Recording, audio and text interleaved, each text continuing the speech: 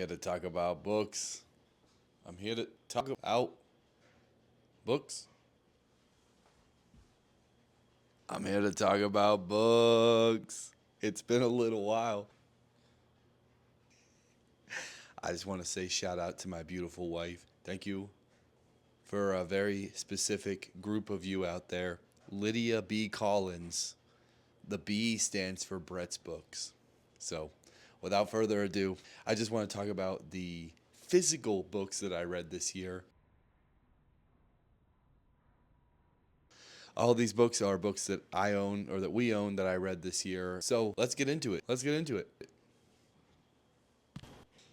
I became a dad this year, and my wife got me this book that I read like half of back before I had my son and half of it afterwards. But the thing is that the first half of it was just kind of like general information, and the second half of it was like stuff for the hospital and getting ready for all that stuff. So I kind of like didn't need the book after we went to the hospital, but I read all that stuff anyway because it was nice to kind of like be reminded of what it was like to be in the hospital and then in the thick of it, so that was really cool. Thank you so much. Sticking with the blue, this is one of the first books that I read this year. It is the first chronicle of Brother Cadfael. The title of this book is A Morbid Taste for Bones. And from what I remember when I got it, I kind of had this idea that it was going to be like kind of fantasy, kind of like dark horror fantasy. It talks about these people who work in an abbey who have to go to a different abbey, some miles down the road, and they need to pick up the bones of a dead saint. What's up with that? These like monk guys, they go, and the main character has, some military experience. He was actually part of the Crusades, but for some reason he's back home working in a peaceful abbey. He's working tending to the gardens. So they get sent on this mission, and this abbey is going to benefit from having this saint. It's going to bring blessings and kind of complete the atmosphere and the sanctimony of the abbey. But I kind of thought that it was going to be like, oh, this like bone witch comes up from the ground and it kills somebody, and it's like this big mystery thriller. I was so dead wrong that halfway through the book, I had to go reread the synopsis. Like, am I going crazy? I wasn't crazy about it. I didn't really love this book too much. I will say Ellis Peters is a fantastic writer. This guy who's this crusader turned peaceful monk who, kind of has this murder mystery thing keep happening to him. So, I don't know. It was all right. I wouldn't recommend it, honestly, because I don't know. If you're into this sort of thing, I think it's the sort of thing that you've already found it. It's very niche. The Andromeda Strain by Michael Crichton. I actually already tried to talk about this book several times in a video, you know, but every time I just keep talking about it too much and not for the right reasons. Michael Crichton, you are an absolute genius. You are fictitiously science. You've got a lot to say. A decontamination segment where they literally just describe with 30 pages of this book going deeper into a bunker and how they get decontaminated to make sure that they're not bringing any outside mess into this safe place. I mean, it must have been really cool to read that at the time. But honestly, like today, 2025, I just found all of it just like really boring. And I'm sure that at the time, 50 years ago when this was written, that it was cool. But I don't know. It was like too much. But maybe it got hooked onto an airplane or something, or a hot air balloon, and it got taken up into the air and it floated on the lighter air up into space. And now this virus or this bacteria is getting hit with cosmic rays and all different sorts of radiation. Then it came back down to Earth, and now it's not just earthly. Now it's something else. Michael Crichton is a genius. I just don't think that this is... If I read this at the time before Jurassic Park was a thing or some of his other stuff, I don't know that I would have ever wanted to give him another chance. But he obviously kept writing, and we're happy about that. All right, this was a recent read for me. This is Anne Morrow Lindbergh. This is her. She lives this life that's very basic, and she has a husband, she has kids, she does her chores, she does all these very, very bland things. And she doesn't want to do that stuff all the time. So she takes a trip to the beach. This is called Gift from the Sea. She finds a bunch of seashells while she's on this trip to the ocean all by herself, and she uses these different types of seashells to describe what being alone or being different from your everyday life can bring you, how solitude can be very beneficial. You would find yourself reading the back of in a Barnes and Noble and just think to yourself like, I could have come up with that stuff, but you couldn't have. You're like, oh, this is so boring. What she's talking about is so obvious.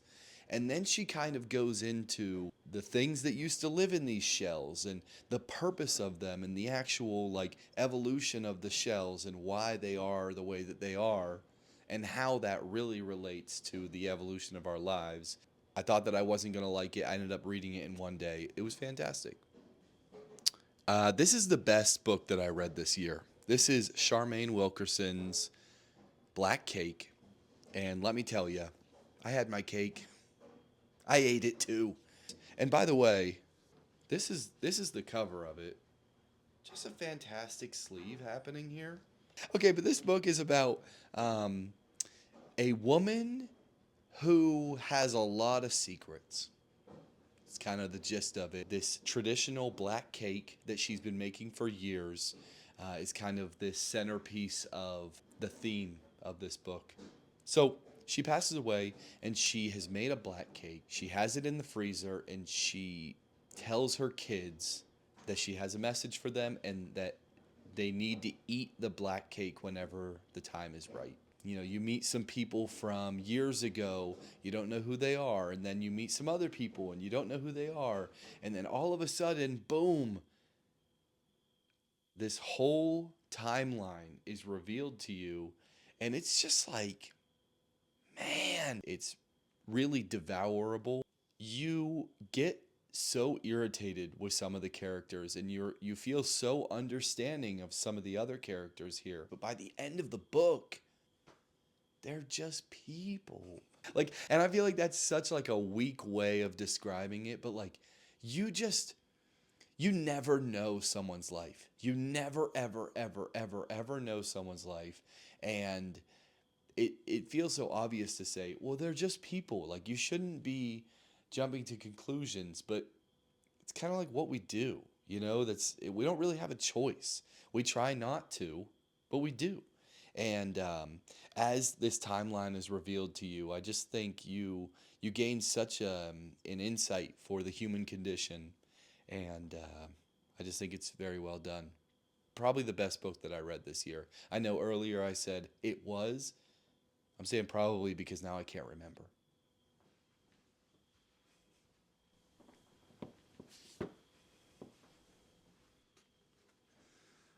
Bit of a weird one here. Um, I feel like for all the horror books, Stephen King has given a blurb. There's always a Stephen King blurb, and I don't know if that's a good thing. Stephen King is the GOAT. I've never read a single one of his books, but I just know like that guy just he produces, and apparently he also reads like voraciously. And that's the word that you use to describe someone who reads a lot. So, Nod by Adrian Barnes. Really sad thing here. Adrian Barnes actually passed away not too long ago and didn't get to put out a lot of works. This book is fantastic. It's super heavy without being too obvious at first. The the main character in this book is an author writing a book actually called Nod. His book is about words and phrases that get lost over time. Nod is this place where these words go to die. I don't know if there's actually any mythology about that, but he this is what he's writing about. It kind of becomes this like prophecy. in a way. But he's writing about words. Nod, this book, not the one in the book, is about something crazy happens. Nobody really knows what's going on. But the main character's girlfriend or wife does not wake up the next day after a long night of sleep. She actually doesn't sleep at all, and our main character did. And she's like, that's so weird. But as they go through their next day, they find out nobody slept the night before, save for maybe some children and our main character. Maybe there's some other people out there that have also slept, but we don't know. The back of the book says about the symptoms of sleep deprivation and what that can do to you. And it kind of gives this timeline of like, well, the human body can really only survive 28 days. And then it ultimately at that time, if you've not died already, you're going to. And so that's kind of set the scene for this book. You already know that that's kind of tied in. Well, yeah, people aren't falling asleep. Nobody can sleep. And within like 5 or 6 days, mass hysteria starts. Like people are really going crazy. It's almost biblical. You got people trying to lead other people, people prophesizing this book that this other guy wrote, and I don't know, like it just gets weird. It's horror.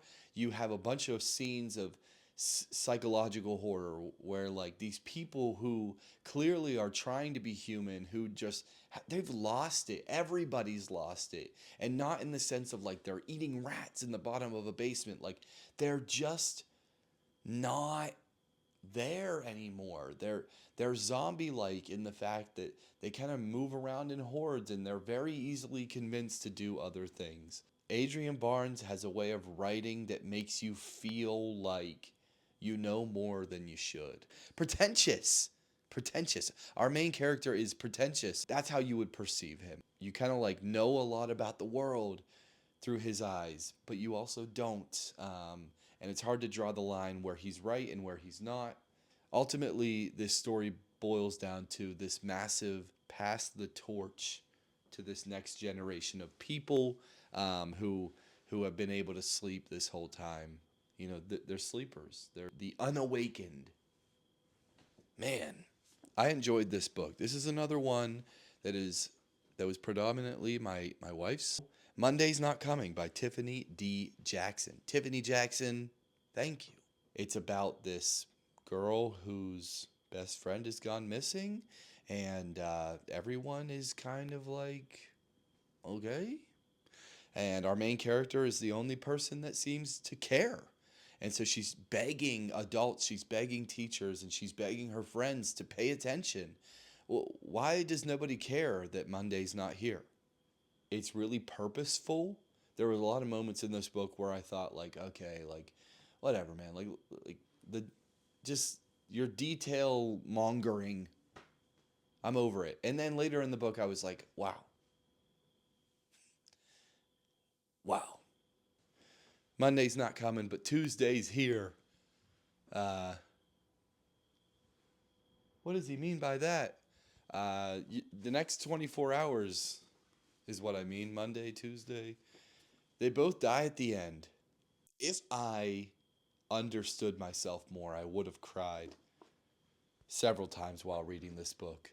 I'm still trying to explore what reading means to me and trying to connect more with the characters and stuff. But they both die at the end. Is I read and I immediately thought this needs to be in high school curriculum today. Like if we're reading The Fault in Our Stars, you know, when we were in high school, why can't this book be in there? It's about two boys who get the call from a company called Diecast, Deathcast. Um, hey, you're gonna die in the next 24 hours. Oh, okay. You have one boy who is, you know, the stereotypical like introvert, and then you have another that's the stereotypical extrovert. And I won't go too much into their stories, but they need to live during their last 24 hours. And so they get out there, they're living, and then they run into each other. Yeah, so they're both kind of helping each other out of their shells. Maybe one of their shells is tight and confining, and the other one is broken. and you need to find a way out and get a new shell. To the next book. This book has somebody that's just kind of like going for a long time. Where's he going? This is The Silver Kiss. Okay, let me describe it like this. It's this gothic tale of a girl who lives with her dad, and she's kind of this loner. Her best friend is moving away. She's sad all the time. She hates her life.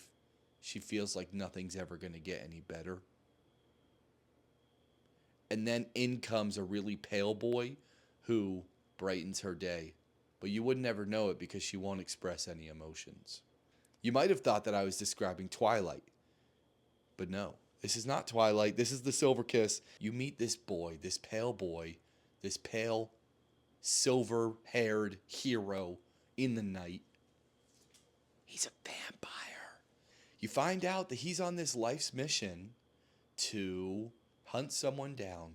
When he was younger, he got turned into a vampire.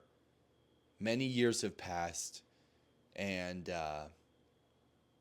I enjoyed this book, but I just can never get over the idea of this eternal being who has lived beyond his years, kissing or otherwise a young girl who has not lived nearly as many years. And it's okay because they look the same. Okay, whenever you get turned into a vampire, that's kind of like the mental state that you stay in. You can learn a lot of things and you can acquire knowledge, but ultimately, you're still 16 years old. You know? Like, you're still an idiot little boy. And he kind of talks about that. I still think it's weird. And for that reason, I'm out. Emissary by Thomas Locke. Lock 'em up, more like. I hated this book. I tried it. I tried the fantasy route. Hard fantasy. Look at the staff. Oh wait, it's on the look at this. I'm being punished. Look at the staff. Okay? Right off the bat, I started to understand that this book was bigger than just a fantasy plotline. This book is an allegory about some religious figure. And I'll tell you about the few things that upset me in this book because I don't even want to shed light on the plot because it's still ringing in my head as something that I just never understood.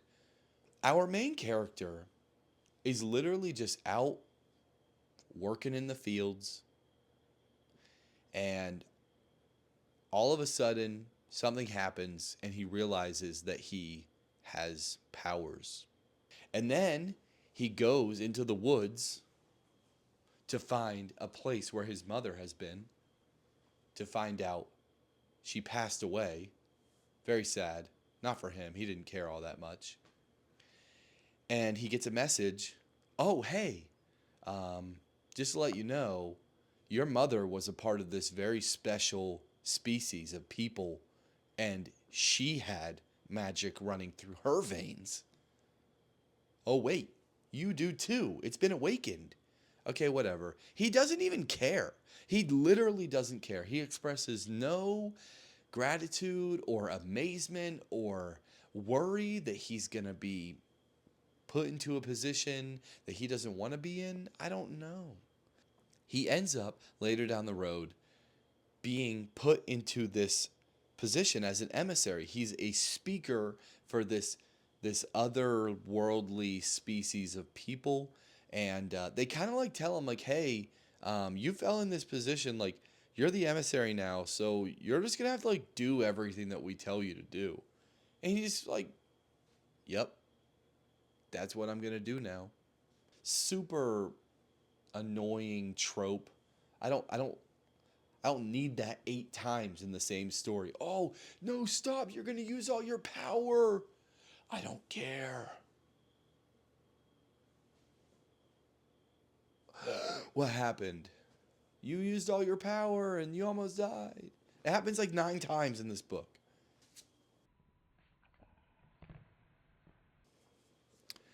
I talked about this book in one of my first videos. This is how you lose the time more. It's beautiful. People say it's purple prose. I don't care. This book is poetry in motion. I'll describe it for you. Two people on either side of a war, possibly the Time War. They kind of are chasing each other through strands of reality, and they're writing notes to each other. And they're kind of picking on each other. Oh, I'm going to win. I'm going to win. I'm going to win. No, you're not. Why? I don't know. Um, but it's a love story, and it's so beautiful. I enjoyed it so much. I'm glad that I read it. The Museum. Cloisters. Okay, so this is a real place. The Cloisters. It's kind of like this gothic medieval kind of um, for all sorts of artifacts to be. And this book is about tarot cards. Our main character goes out to New York. She works at the Cloisters, and she's put into a team of people that are trying to find different tarot card artifacts and ultimately prove that tarot is like a real thing. She kind of like laughs it off, like, oh, you guys don't really believe in this, right? But her boss, he is requesting that she does all these things. And she is just like slowly understanding that like he really believes in this tarot card stuff. And then she starts believing in it. And she's like, I don't want to believe in this stuff, but like every time that I do a tarot card reading, it like makes me feel weird. Well, I won't spoil anything, obviously, but this is the first dark academia book that I've read, and I don't know. Maybe maybe it was too easy. Maybe it was boring. I don't think it was boring, but maybe that's what dark academia is. Like exactly this. I will say though, this doesn't make me want to read more, but I still feel that I should give it a chance, so I'm going to. I know we have a few more here in our home library, so I'm going to give it a chance. But Katie Hayes, you did a really good job of pulling me in. You didn't do a good job of making me want to read more of your stuff. It was all right. It was all right. Tarot cards are kind of dope, though. Oh, and also, at the end of the book, just a random page here, it gives an explanation for all of the tarot cards that are described. So like if you do want to learn about that sort of stuff, this is a great resource. It gives a narrative behind it as well. Let's talk about the weirdest horror book that I read this year. This Thing Between Us. I loved every part of it. It was super weird. It's about a couple who buys a device that's kind of like a Hey Alexa or a Google Mini or Hey Siri if you put her in a brick and told her that she was haunted. It's haunted. It's got an Itza, and they're not having a good time. They hate this thing, and somewhere along the way, his wife dies. You walk into the after party of her funeral. People are, hanging around being fake, and the husband, he's pissed. They're lying to each other about how much this is affecting them. They're not showing how hard this is, and he is just angry about it. So right off the bat, you know it's going to be horror. You know it's going to be sci-fi. You know it's going to be weird. Um, but I didn't know that it was going to be human love and human guilt and grief. It's just so powerful right from the opening chapter. You're like, dang, this is heavy stuff. And I'm really glad that I read it. But it gives me eerie vibes. Like it really does stick with me. And I've never had a book stick with me in this sort of way. Like every once in a while, I'll get like a chill whenever I see it. Thank you, Gus. This is Annihilation by Jeff Vandermeer.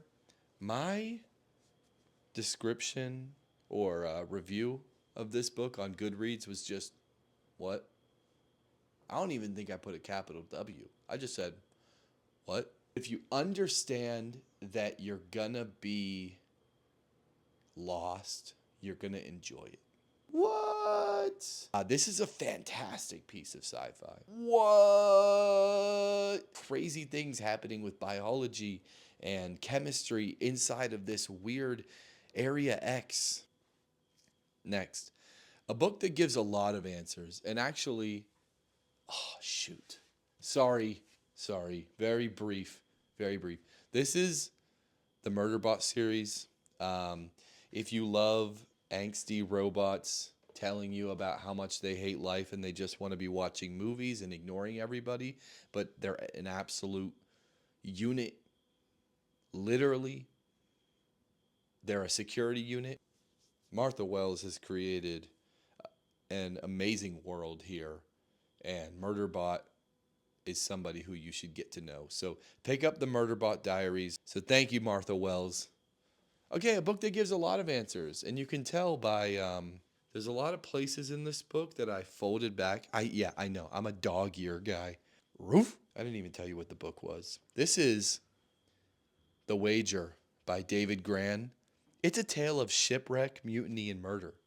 In contention for the best book that I read this year. Now that I think about it, this is why I said maybe or possibly about Black Cake. And now I can separate it into two different categories. This is the best nonfiction book that I've read this year. Black Cake is the best fiction. Um, David Grann, thank you for all the research that you did. A cast of characters, probably about 2,000 of them, who get on a ship and a bunch of other ships, and they're going to find a Spanish galleon. They're going out there to try to find a ship from the Spanish that has a bunch of gold and diamonds and stuff on it and treasure galore.